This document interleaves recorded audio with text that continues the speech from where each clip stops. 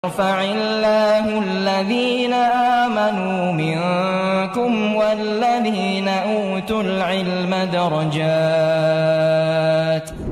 Faqih, indahnya faidah dari fikih Islam.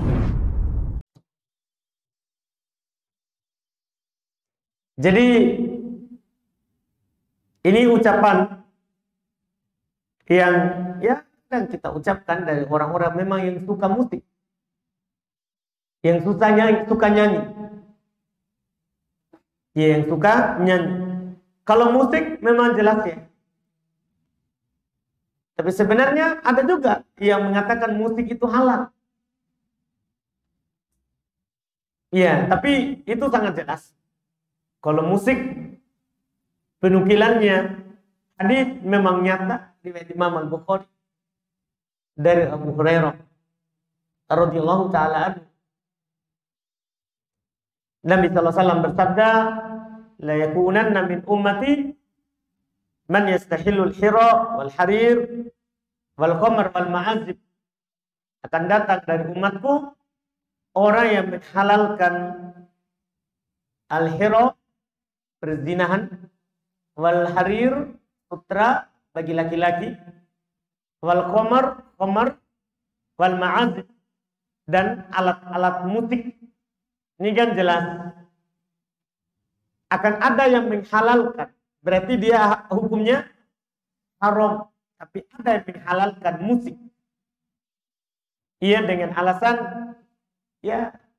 bahkan mereka bilang dakwah. Iya, dengan musik ini tentunya tidak diambil ucapannya menyelisih hadis Nabi SAW. Tidak ada yang menentang hal ini kecuali mukabir, kecuali orang-orang yang sombong, tertutup hati. Bagaimana kalau menyanyi tanpa musik? Apakah halal seperti yang diucapkan oleh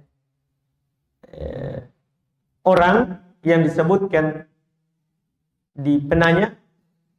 Ya, kalau ana nukilkan ya, ada faedah dari as-salaf.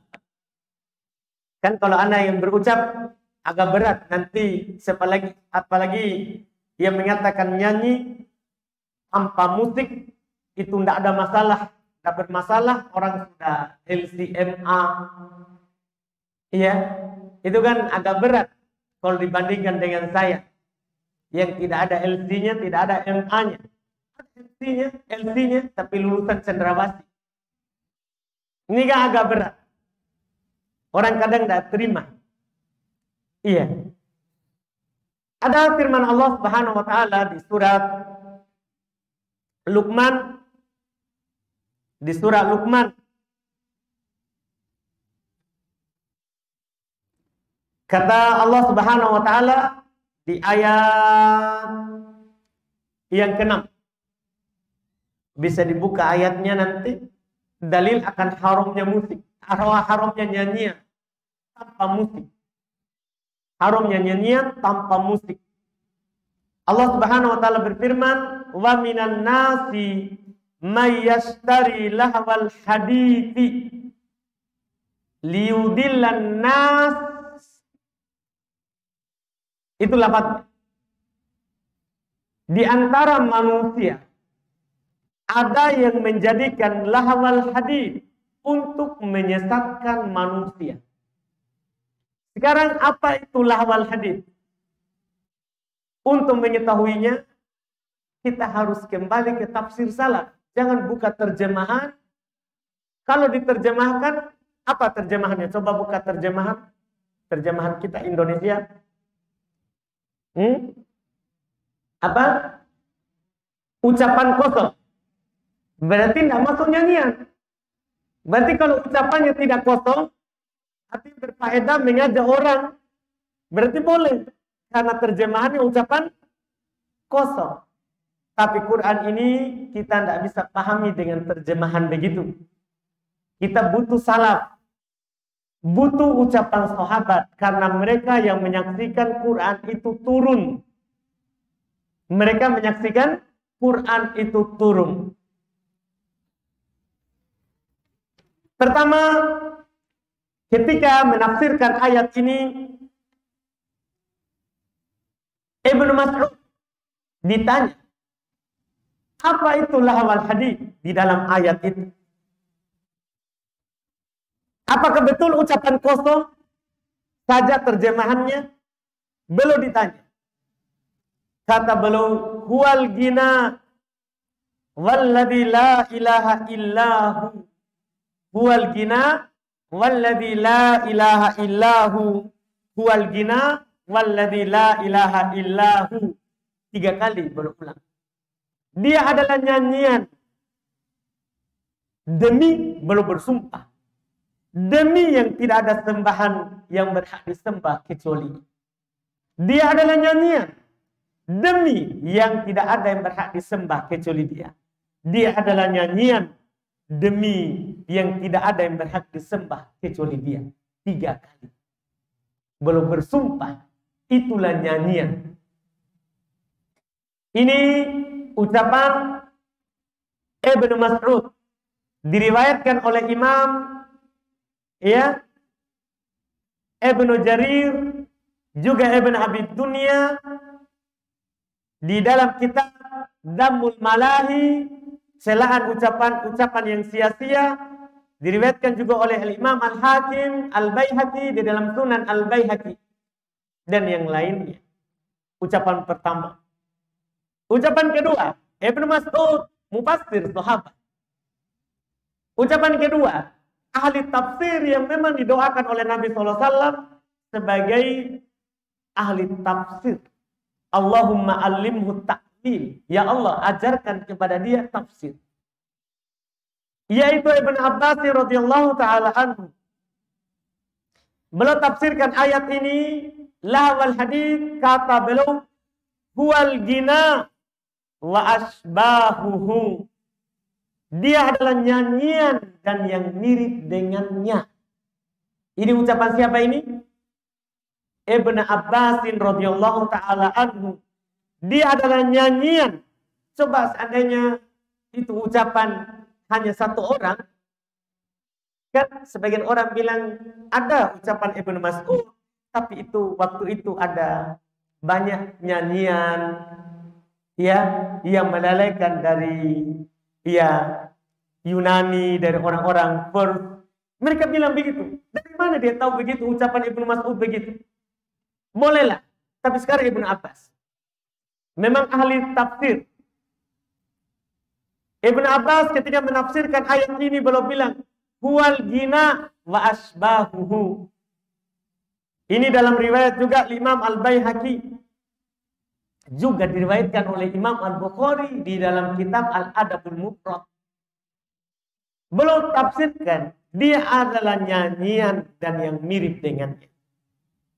Ini Ibn Abbas radhiyallahu ta'ala anhu datang juga dari Jabir bin Abdullah. Sahabat yang ketiga. Ini bukan seorang. Datang dari Jabir bin Abdullah radhiyallahu ta'ala anhu, ditafsirkan, belum menafsirkan ayat ini, dikeluarkan oleh Imam Ibnu Jarir di dalam tafsirnya. Ketika belum menafsirkan lahwal hadits, apa kata Jabir bin Abdullah radhiyallahu ta'ala anhu? Huwal gina wal istima'u lahu. Dia adalah nyanyian dan mendengarnya. Dia adalah nyanyian dan mendengarnya. Ini dari kalangan sahabat. Kita akhiri dengan ucapan penukilan dari kalangan tabi'in. Masih generasi terbaik. Sengaja ini ana sebutkan sama antum, apalagi ulama belakangan. Ini kita nukil yang terbaik. Generasi terbaik. Datang penafsiran dari Mujahid, ahli tafsir dari kalangan tabi'in, muridnya Ibn Abbas. Ketika beliau menafsirkan ayat ini, beliau katakan huwal gina'u wa kullu lahmin. Dia adalah nyanyian dan segala yang melalaikan. Nyanyian nyata dari Mujahid. Juga datang dari Al-Imam Ibrahim An-Nakhai. Ketika menafsirkan ayat ini disebutkan oleh Ibn Abi Dunya dalam kitab Dhammul Malahi. Kata beliau, huwal gina, dia nyanyian.